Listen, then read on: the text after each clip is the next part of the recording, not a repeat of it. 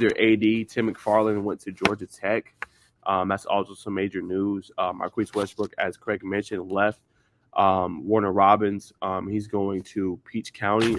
He was a two-time state, won 2 state titles, and then made 4 straight finals. So he had an incredible run there with Warner Robins.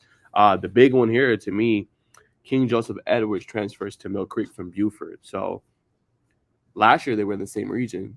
I don't know if that'll happen again this year. Craig can correct me if I'm wrong, but him leaving Buford to go to Mill Creek now, Throgmorton, how is he going to look now getting most of the reps? The sophomore last year, he's going to be a junior going into his upcoming season.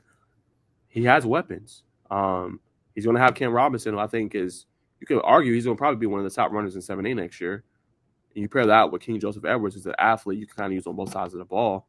I mean, you got to think Josh Lovelady's going to have some fun with him. So I'm curious to see how they're going to look offensively next year. Bringing him in, I think, is just going to bode well for the team and, what they're going to be able to do. And I can't wait to see how he's going to look. I think he's a senior next year. How he's going to look in the senior season, how much they try to utilize him. I think that's a big move.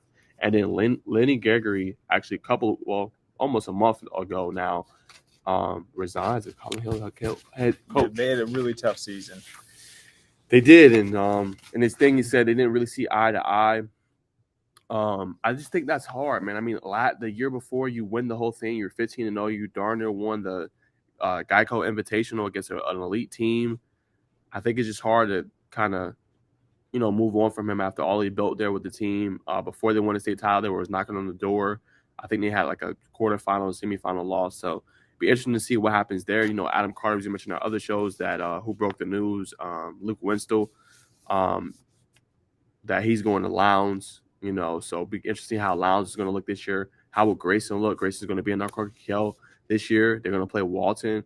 Whoever's calling that game, I think that's going to be one of the best games all weekend long. I know it starts Wednesday and goes to Saturday, but, I think that's in the primetime slot for a reason. And I think it's going to be an incredible game. I'm curious to see who's going to be their head coach.